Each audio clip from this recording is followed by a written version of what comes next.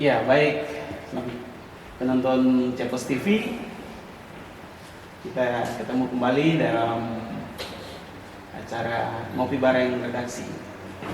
Tamu kita kali ini sudah tidak asing dan yang sangat kita kenal di Kota Jayapura. Itu Bapak yang kami hormati, Dr. Andus Ben-Hur Tomimano, MR. Selamat pagi. Selamat pagi, Wali Kota. Iya.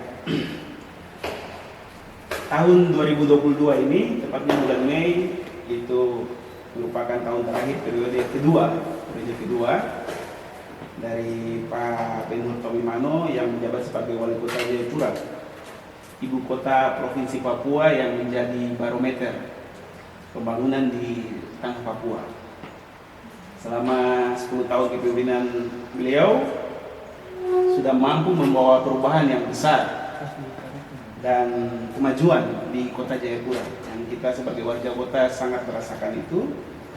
Ya, di bawah kepemimpinan beliau juga sukses memberikan pelayanan di berbagai bidang di Kota Jayapura dengan peningkatannya dapat kita lihat pada indikator-indikator pembangunan yang ada.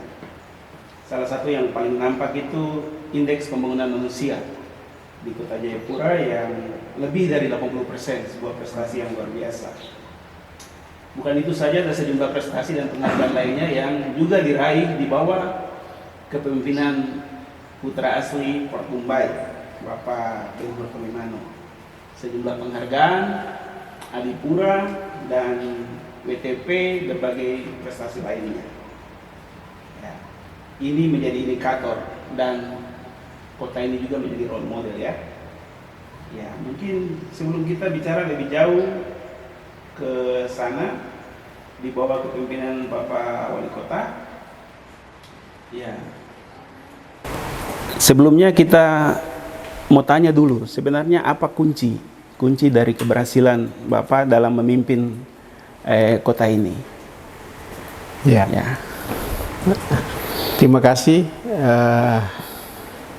Saudara Lucky Gireu dan para pemirsa Cepos TV yang saya hormati, yang saya banggakan di mana saja berada. Kunci keberhasilan saya selama memimpin kota ini 10 tahun. Yang pertama adalah disiplin. Ya. Dan yang kedua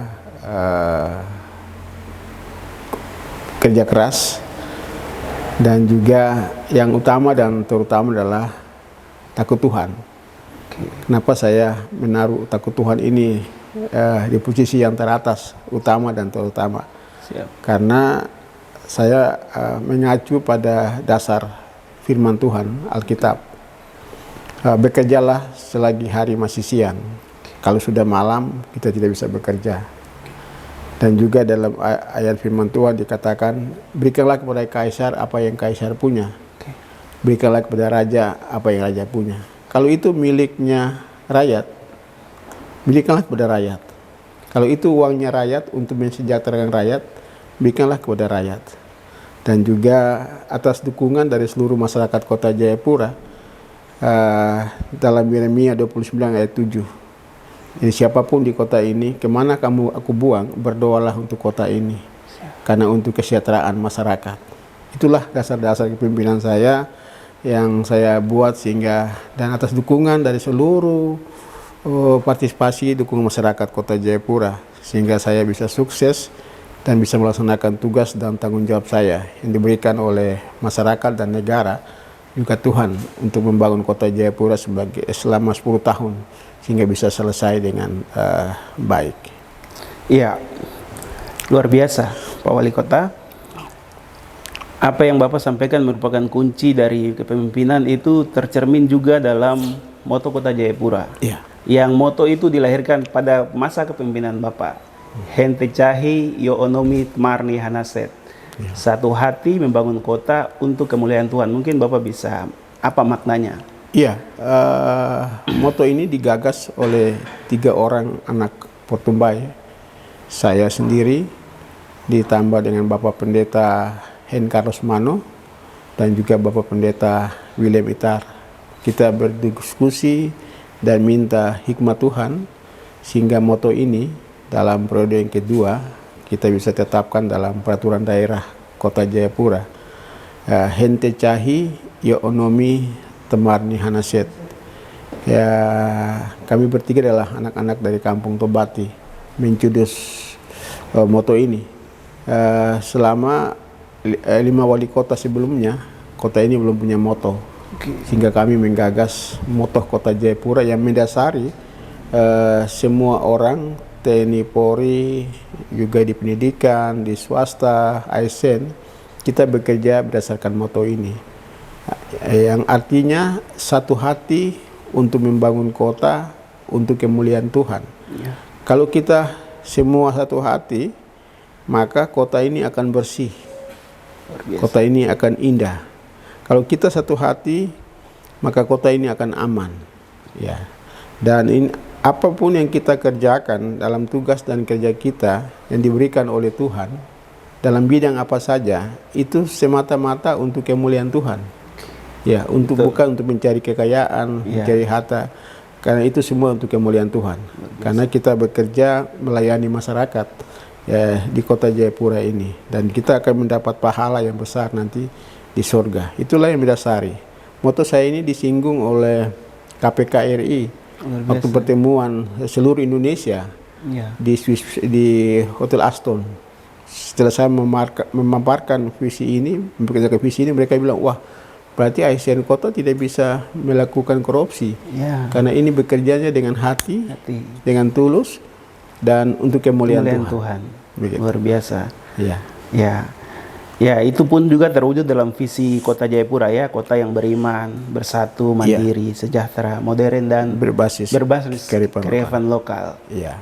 Ini yang perlu dikemukakan ya. Mungkin Bapak bisa sedikit tentang visinya ini. Iya, 5 tahun pertama saya bersama dengan Bapak Dr. Nur Alam, dan terima kasih dia telah mendampingi saya dan menjelaskan tugas-tugas pemerintahan, pembangunan dan pembangunan kemasyarakatan dengan baik.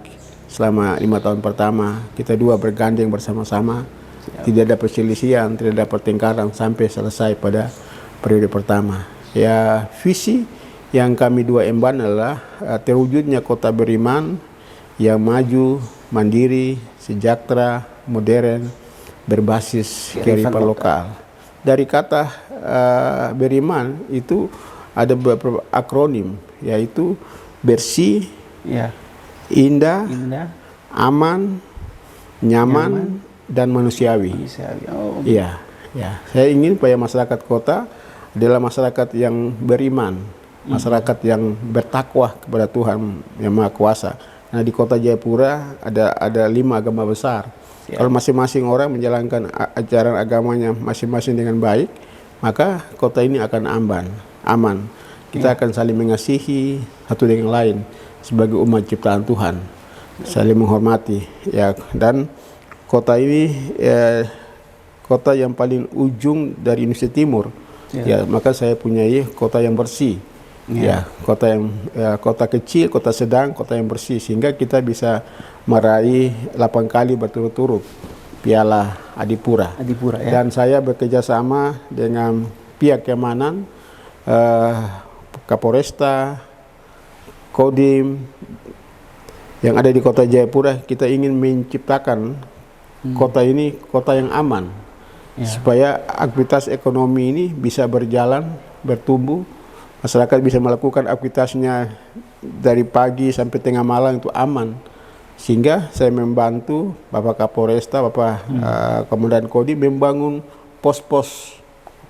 Pos-pos seperti ada yang ada di Koyakoso, Kampung Pisang, ada pos polisi kita bangun. Ada sekitar 9 pos kita bangun. Seperti juga contoh di Kampung Buton. Juga di Organda kita bangun.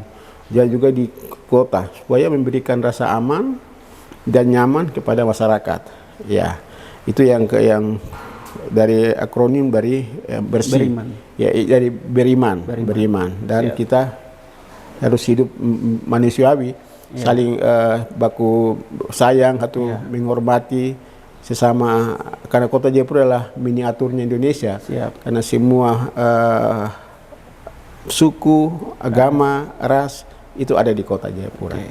Kalau kearifan lokal, mengapa itu harus dari visi saya itu kita harus menghormati tatanan kearifan lokal yang ada di kota. Kita bisa membangun kota ini, tapi kita di situ ada nilai-nilai kearifan lokal, tatanan-tatanan adat yang kita harus hormati. Seperti tempat-tempat yang sakral itu tidak boleh kita ganggu.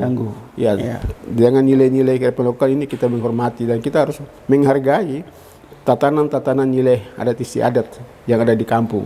Ya, sehingga saya dalam kegiatan di pariwisata, saya menumbuhkan potensi-potensi wisata yang ada di kota Jayapura. Seperti kita membuat festival tarian Portumbai. Ya, kita kerjakan. Terus nyanyian-nyanyian kidung-kidung di kampung-kampung, mereka nyanyi. Itu tidak boleh hilang. Mereka punya ukiran-ukiran, mereka punya baju khas Portumbai, mereka punya tarian-tarian adat. Itu harus dilestarikan sampai ke anak cucu. Tidak boleh hilang. Gerakan-gerakan tarian ini kita pelihara. Nilai-nilai kearifan lokal ini kita harus jaga. Walaupun kita berada dalam perkembangan global yang begitu besar dengan modern, tapi tatanan adat ini, makanan-makanan khas di kampung-kampung, itu kita harus jaga. Maka itu kearifan lokal ini kita harus hormati dan kita jaga. Dan juga saya membangun rumah-rumah Ondoafi di kampung-kampung, dan juga saya membangun para adat di kampung-kampung untuk para Ondoafi, tempat untuk mereka diskusi, mereka bicara di kampung dengan masyarakat mereka. Ada 11 kampung adat ya. Ada kita bangun rumah-rumah para Ondoafi dan juga para adat mereka. Itu kita menghormati nilai-nilai kearifan lokal yang ada di kampung-kampung. Ada 11 kampung di kota Jayapura. Ya, Pak Wali Kota, ada kurang lebih 5 bidang prioritas yang ada Bapak selama kepemimpinan Bapak selama 10 tahun. Itu bidang di penyelenggaraan pemerintahan, ada pembangunan di sektor infrastrukturnya, terus ekonomi masyarakat, terus pendidikan yaitu peningkatan sumber daya manusia, dan kesehatan. Mungkin kalau kita bisa mulai dari penyelenggaraan pemerintahan, ya, yang bagaimana Bapak mengelola pemerintahan di kota Jayapura dengan tertib administrasi, keuangan yang transparan, sehingga bisa mendapat penghargaan gitu, yang Bapak terapkan selama memimpin pemerintahan di kota Jayapura. Iya, selama 10 tahun program prioritas saya hanya 5. Yaitu yang pertama bidang pendidikan, yang kedua bidang kesehatan, yang ketiga bidang ekonomi, yang keempat bidang infrastruktur, dan kelima tata kelola pemerintahan yang bersih dan berwibawa. Dan luar biasa dukungan dari para OPD dan seluruh ASN.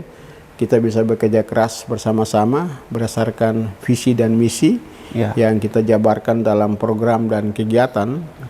Yang program besar kita ada 5 itu, ya luar biasa, sehingga pada akhir masa jabatan kami bisa mengukur capaian indikator keberhasilan pembangunan di kota Jayapura, yang tadi awal Pak Luki telah mengatakan capaian IPM kota Jayapura 80,70%. Ini tertinggi di Papua dan dipakai oleh pemerintah provinsi Papua dalam mengukur IPM di Papua.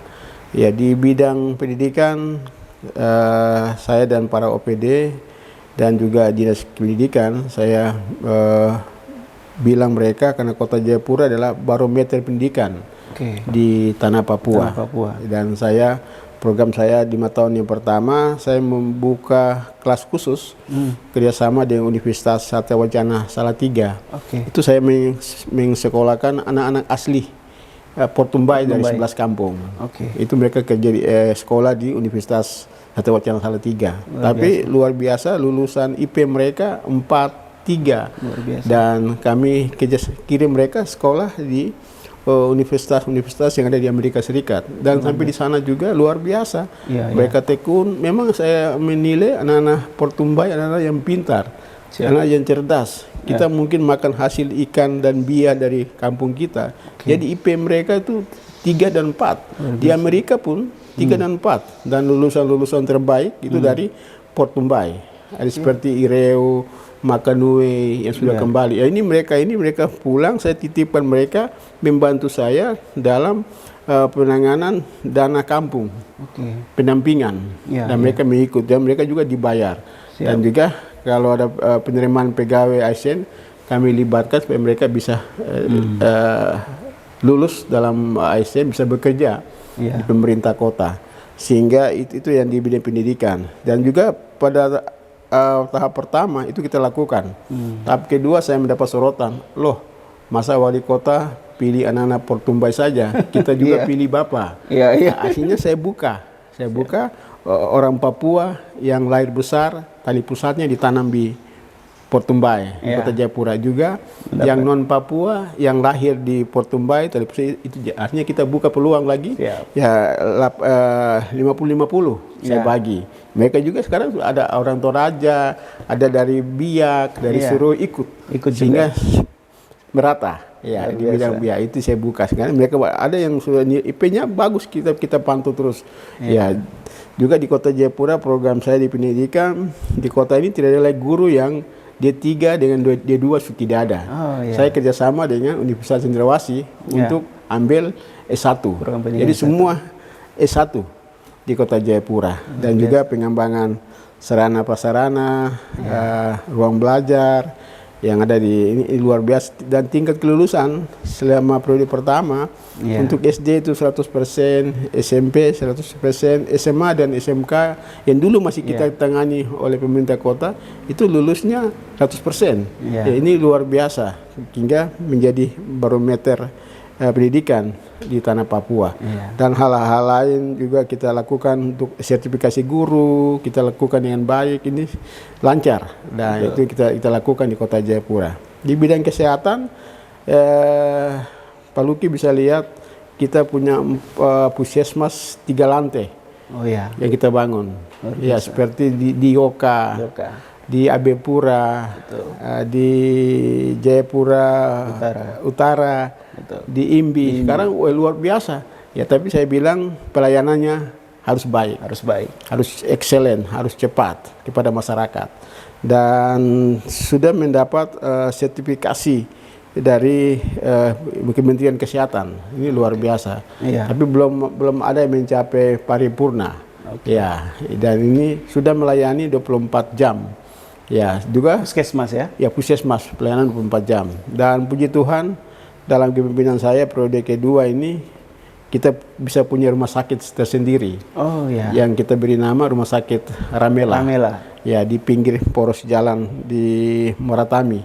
Ya, ini sudah berfungsi. Ini luar biasa, kita akan tata, sudah ada maketnya. Saya harapkan nanti wali kota pengganti saya sudah ada maket yang kita akan bangun 5 lantai dengan dana 250 miliar.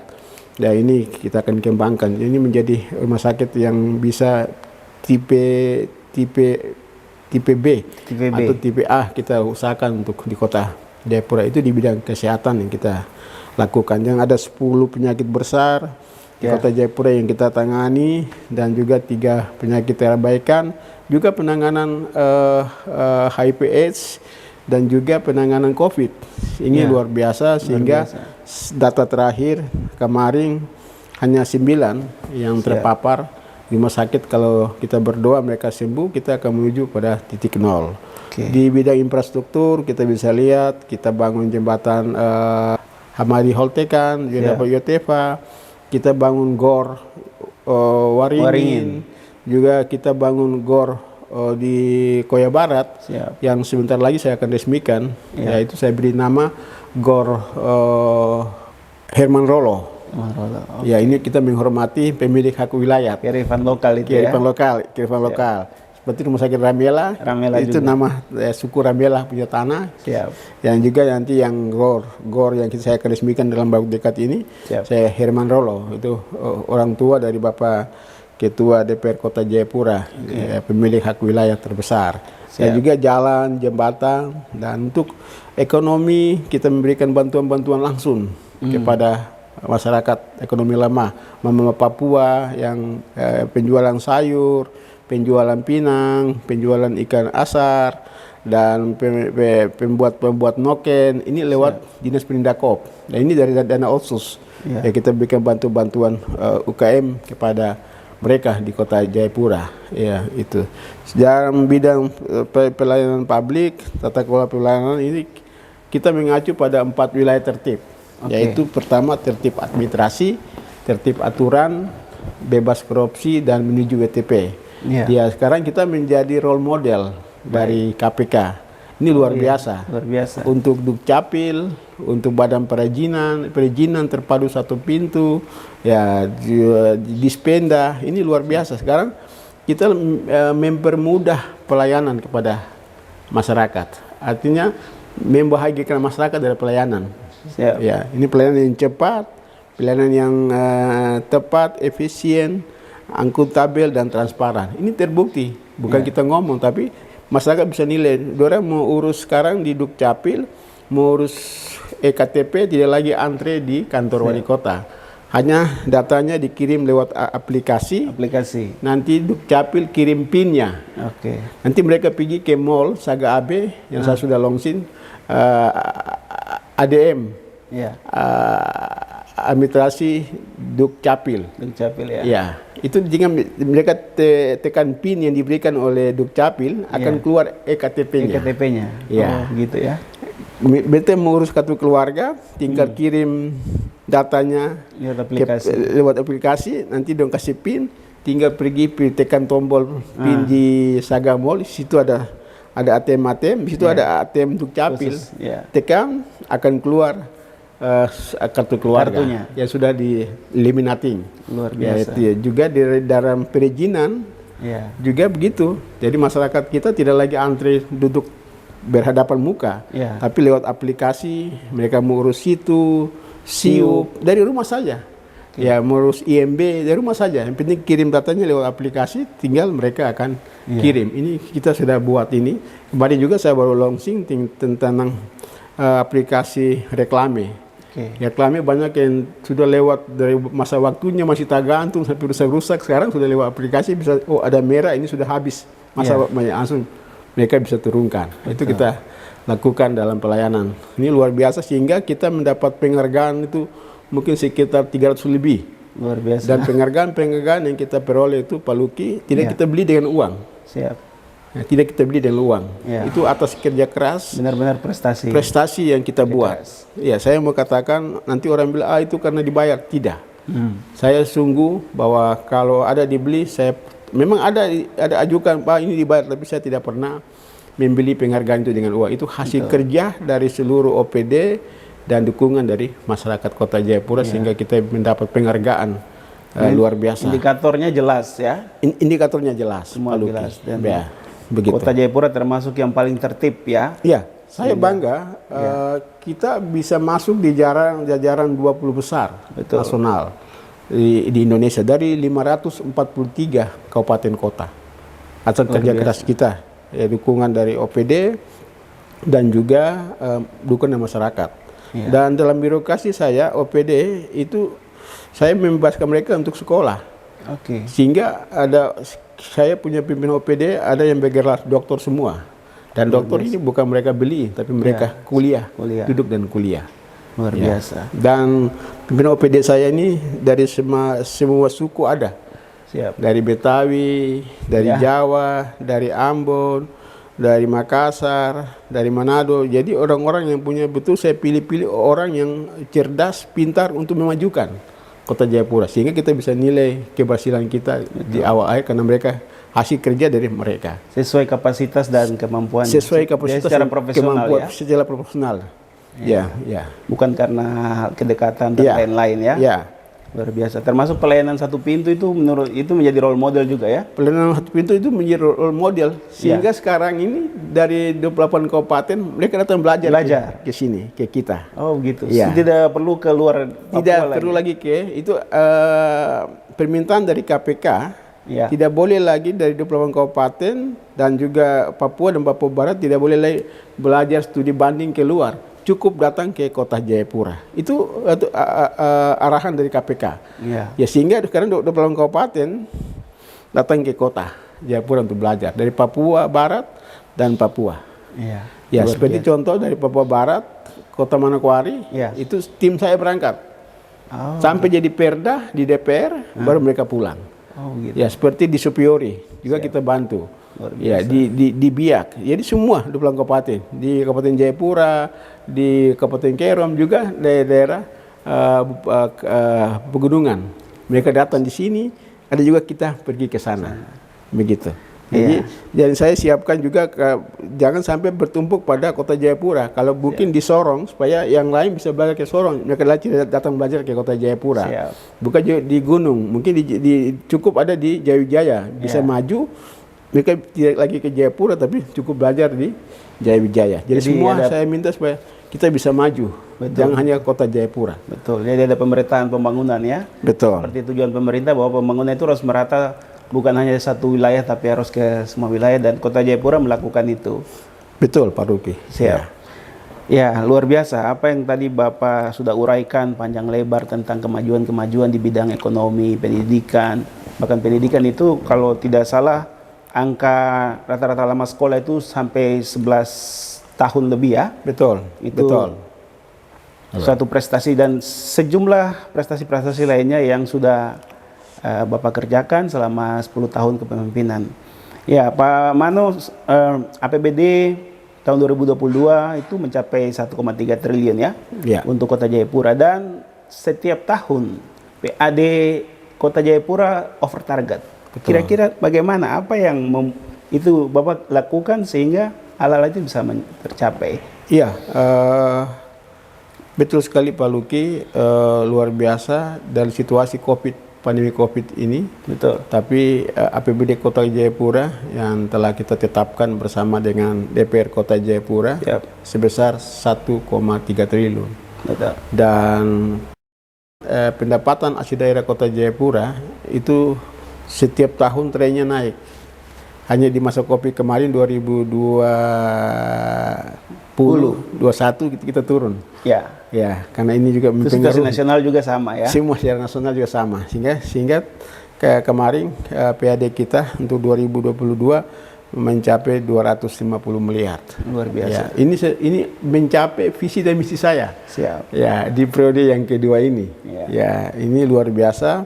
Ya, ini PAD ini akan mendongkrak APBD kita berkisar antara 10-11%. Nah, ini luar biasa. Ini adalah saya menganut dari periode pertama sampai periode kedua, ini menganut sistem anggaran berimbang. Oh gitu. Ya, tidak pernah pemerintah kota selama 10 tahun ini meminjam uang dari Bank Papua untuk menutup defisit. Oh begitu. Iya.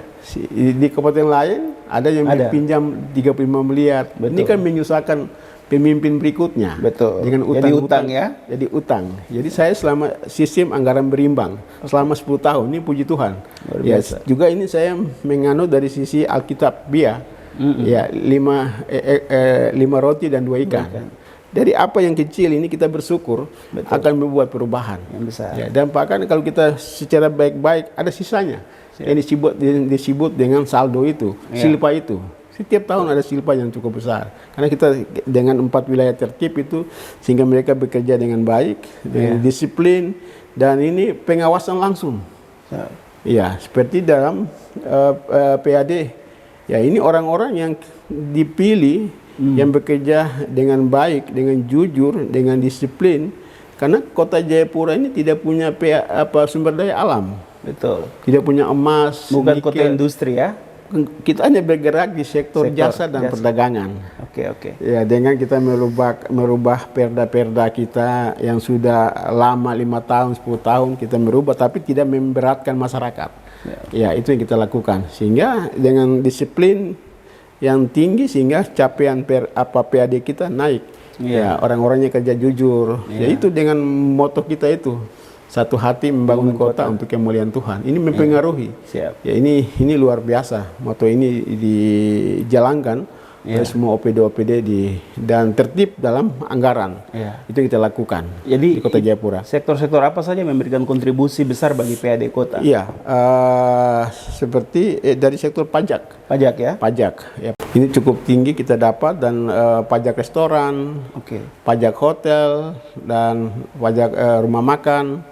Kalau di sisi retribusi atau distribusi parkir di tepi jalan umum Ya. dan parkir khusus di wilayah Kota Jayapura. Sehingga dengan tertib anggaran ini 8 kali berturut-turut Betul. pemerintah kota meraih WTP murni Luar biasa. dari BPK RI. WTP murni ya. WTP murni, dan puji nanti mereka sekarang sudah melakukan audit BPK dengan audit eksternal, bukan lagi BPK yang periksa, orang luar yang diminta BPK untuk periksa Kota Jayapura. Oke. Ya, kami berdoa, saya minta ini karena kerja keras saya di periode terakhir ini, kalau boleh sebelum tanggal 22 hasil itu bisa diserahkan. Oke. Berarti kalau kita WTP murni lagi berarti sudah Yang 9 kali. ke-9. Ke-9 kali. Iya. Baik, Begitu baik. itu luar biasa karena kerja keras, tertib anggaran yang dilakukan oleh OPD sehingga kita bisa memperoleh 8 kali WTP. Kalau tahun ini kita dapat lagi berarti sudah 9 kali.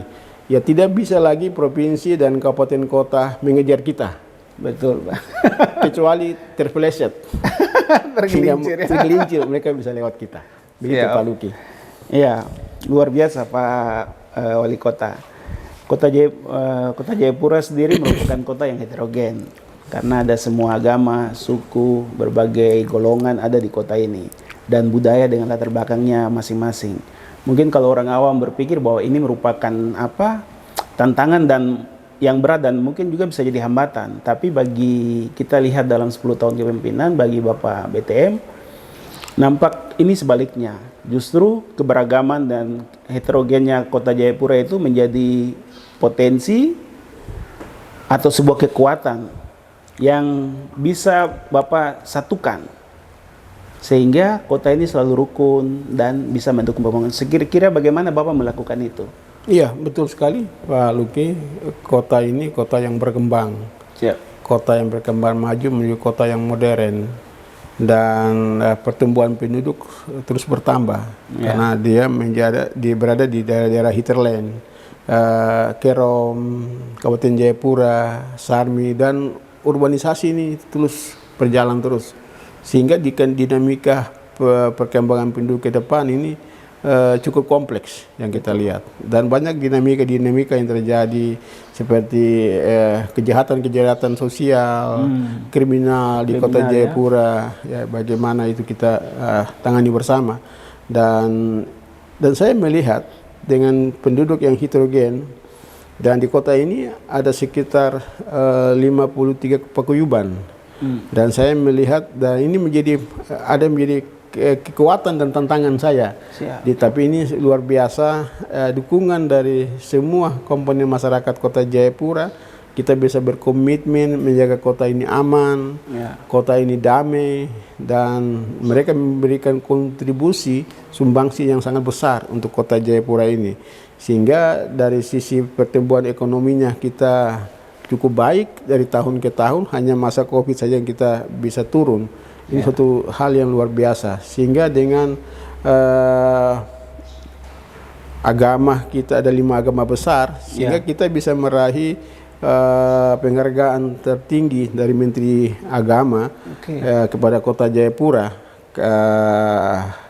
award Harmony Award diberikan kepada Kota Jayapura karena kota yang rukun, kota yang damai, yang diberikan, dan kita menjaga toleransi dan keberagaman umat beragama di Kota Jayapura. Kita bisa lihat kemarin saudara kita umat Muslim bisa menjalankan bulan puasanya dengan baik, menjalankan sholat idnya dengan baik. Ini luar biasa. Betul Pak Luki. Apa yang saya lakukan adalah melakukan kopi morning. Ya, setiap 3 bulan sekali semua kumpul. Tokoh-tokoh agama, tokoh masyarakat, tokoh adat, pemuda, perempuan, paguyuban. Kita kumpul. Ya, mereka memberikan sharing kepada kita. Ada masalah-masalah yang terjadi di kota, bagaimana penanganannya, dihadiri oleh Forkopimda. Kita mendengar, terus kita cari solusi penanganan. Sehingga kita menjaga kota ini aman dan damai dan toleransi. Mungkin bisa menjadi contoh toleransi dan kerukunan beragama untuk Indonesia di Kota Jayapura ini. Luar biasa. Begitu. Ya, itu bisa kita lihat ya, kota ini selalu damai ya. Iya. Ada apa-apa kita Pak Wali Kota merangkul semuanya untuk duduk bersama mencarikan solusi sehingga tercipta kerukunan kedamaian di kota ini yang kita hidup aman-aman saja di tengah-tengah kota ini. Ya, Pak Wali Kota, di akhir-akhir masa kepemimpinan Bapak 2 tahun terakhir, Kota Jayapura mendapat tantangan yang besar, termasuk secara nasional dengan pandemi COVID-19. Ini tentunya ya menjadi tidak mudah sebenarnya untuk para pemimpin daerah bagaimana mengelola dengan adanya pandemi ini sehingga bisa mengatasinya. Tapi di Kota Jayapura yang kita lihat bahwa dengan adanya pandemi selama 2 tahun berturut-turut dalam angka yang sangat tinggi, Kota Jayapura mampu melewatinya, bahkan pernah mencapai zero angka pandemi. Kira-kira apa yang Bapak lakukan? Ya, yang pertama Pak Luki, saya setiap bulan saya melakukan evaluasi bersama Forkopimda dan juga OPD-OPD terkait dan instansi vertikal otonom yang terkait. Kita mengevaluasi penanganan COVID ini. Yang sudah apa yang kita kerjakan, penanganan ke depan bagaimana, dan juga yang kedua adalah disiplin dari masyarakat yang cukup tinggi. Dengan kita mengeluarkan peraturan daerah untuk penanganan COVID-19 di Kota Jayapura, dan ini kita lakukan dan itu berhasil. Dan juga kita dengan instruksi wali kota seperti kita mengurangi jam aktivitas ekonomi dan masyarakat di Kota Jayapura, dan kita lihat dari perkembangan. Ya, awalnya dari jam 6 sampai jam 9. Di bulan berikut kita evaluasi, kita naikkan lagi ke jam 10. Ya, sekarang kita evaluasi lagi, kita naikkan ke jam 11. Ya, sekarang sudah, dan tempat-tempat peribadatan kita sudah buka 100%. Seperti saya izinkan pada bulan puasa umat Islam sekarang sudah bisa menjalankan sholat tarawih kemarin, tapi saya minta tetap mengikuti prokes. Dan juga mereka bisa melaksanakan sholat id di tempat-tempat terbuka, tapi tetap melakukan prokes, dan kita pantau, dan itu berjalan yang baik. Ini karena dukungan dan disiplin protokol kesehatan di Kota Jayapura, dan juga dukungan dari Bapak Kapolda, Bapak Pangdam, juga Kapolresta, Bapak Komandan Kodim, dari BIN, dan juga Angkatan Laut. Kita melakukan vaksin. Ini luar biasa. Yang paling target kita 230.000 untuk Kota Jayapura. Untuk vaksin. Kita sudah mencapai vaksin pertama 83%. Ini sudah mau mencapai 84%. Untuk vaksin kedua kita sudah mencapai 63%. Dan vaksin ketiga kita masih rendah, ada sekitar 15%. Dan kita sekarang target kita untuk vaksin lansia dan juga vaksin anak di Kota Jayapura. Untuk itu saya minta kepada masyarakat kota, mari yang sehat, mari kita vaksin, dan juga untuk anak-anak harus ada izin dari orang tua. Sekarang yang dirawat di rumah sakit hanya 9 orang. Ada beberapa rumah sakit yang kosong. Ya, seperti Provita sekarang kosong, beberapa rumah sakit sekarang kosong, hanya 9 saja yang dirawat. Ya, ini kita sudah mau dari pandemi menuju pada endemi COVID-19. Kalau kita pakai masker, pasti kita akan menuju kepada titik nol. Maka itu saya ngajak masyarakat untuk kita disiplin. Kita bisa keluar. Tadi Pak Luki bilang Desember, memang betul kita titik nol. Kemarin juga sudah tinggal 3. Kita bekerja keras, kalau boleh juga bisa kembali ke titik nol COVID di Kota Jayapura. Jadi intinya kedisiplinan, penerapan prokes, dan ada juga kesadaran dari masyarakat. Ya, luar biasa Pak Wali Kota. Ya, ini mungkin yang terakhir Pak Wali Kota, bahwa sebentar lagi estafet kepemimpinan akan berganti, dan apa harapan Pak Wali Kota ke depan dalam pekerjaan yang besar, yang panjang selama 10 tahun, tentunya akan dilanjutkan oleh pemimpin berikut. Mungkin apa yang Bapak harapkan? Ya, saya harapkan anak-anak Portumbai yang ada di pemerintahan, yang di swasta, yang politisi, ini saya harapkan bisa melanjutkan kepemimpinan saya ke depan ini. Apa yang saya belum buat, mereka buat lagi ke depan untuk lebih baik lagi, dan yang sudah saya buat bisa mereka tingkatkan lagi ke depan untuk lebih baik. Tujuan kita bagaimana mencapai kesejahteraan masyarakat di Kota Jayapura, dan saya mohon dukungan dari seluruh masyarakat Kota Jayapura untuk menjaga keamanan, ketertiban masyarakat Kota Jayapura. Mari kita ciptakan kondisi yang aman dan kondusif, karena ini akan mempengaruhi segala aktivitas di Kota Jayapura ini ke depan. Dan saya dan Pak Rustam Saru bekerja sesuai dengan visi misi dan program dan kegiatan. Nanti masyarakat yang menilai apakah ini berhasil atau tidak. Ya. Tapi capaian-capaian kita sudah jelas dengan indikator capaian pemerintah Kota Jayapura selama 5 tahun kita bekerja. Iya, Pak Manu, tentunya apakah masih ada cita-cita Bapak selanjutnya? Misalnya, karena Bapak seorang pemimpin yang bisa menjadi contoh bagi tanah Papua, bagi Kota Jayapura, dan bagi pemimpin berikutnya. Dan mungkin ada setelah, kalau misalnya nanti masa periode berakhir, mungkin apa yang Bapak akan lakukan? Baik, ada 2 isu aktual yang di tanah Papua. Yang pertama adalah isu penolakan Otsus. Dan Kota Jayapura, puji Tuhan, kita mendukung Otsus ini tetap berjalan. Karena Otsus ini mensejahterakan orang Papua, dan khususnya di Kota Jayapura. Yang kedua, isu yang aktual yang di Papua adalah DOB. Ya, kita berdoa kalau DOB ini ditetapkan nanti tanggal bulan Juli 2023 untuk 3 provinsi, yaitu Papua, Papua Tengah, dan Papua Pegunungan. Dan saya punya cita-cita ingin membuat perubahan di Papua. Saya ingin dukungan dari masyarakat, saya ingin menjadi Papua 1 di Tanah Tabi ini untuk mendukung majunya Papua ke depan. Ya, bagi saya ada perubahan yang terjadi, ada lompatan-lompatan baru untuk Papua. Jangan Papua dibilang termiskin, terkebelakang, tertinggal, tapi saya ingin supaya Papua yang punya potensi sumber daya alam yang besar, punya sumber daya manusia yang hebat, kita akan membuat perubahan-perubahan ke depan. Cita-cita saya, kalau Tuhan merestui dukungan masyarakat, saya akan siap maju pada pertaruhan Gubernur Papua ke depan. Untuk Papua, Tabi, dan saya ready. Kalau Papua ini tetap. Ya, untuk sering orang bilang, Pak BTM tidak punya, dia bukan ketua partai, dia tidak bisa buat. Tapi saya bisa bicara bahwa komunikasi politik tingkat tinggi itu akan saya lakukan. Di periode di Wali Kota Jayapura, periode kedua saya calon tunggal. Artinya ini bukan kesombongan, tapi itu yang saya lakukan, komunikasi politik. Komunikasi politik itu yang punya ketua partai, partainya saya ambil. Iya, itu contoh kecil. Karena yang menentukan bukan provinsi, pusat yang menentukan. Karena pusat bilang, BTM ini NKRI, harga mati. Ya, kita dukung dia. Barang apa jadi? Gitu. Oke, siap. Ya, baik.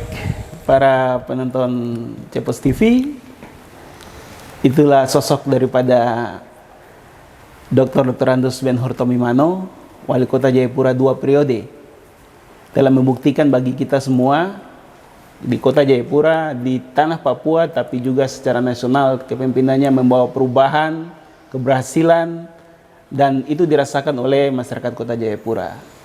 Akan menjadi contoh seorang pemimpin yang takut Tuhan, namun bisa berbuat sesuatu yang berdampak bagi masyarakatnya. Kita akan ketemu lagi pada bincang-bincang kita dengan tamu lainnya. Terima kasih atas kehadiran Bapak di sini, sehat selalu. Salam kami untuk keluarga dan Bapak Wakil Wali Kota. Terima kasih karena Bapak sudah memimpin kota ini dengan baik, dan kami sebagai warga juga turut merasakan pembangunan itu. Amin. Kita akan jumpa lagi pada acara Ngopi Bareng Redaksi di kali yang akan datang. Terima kasih.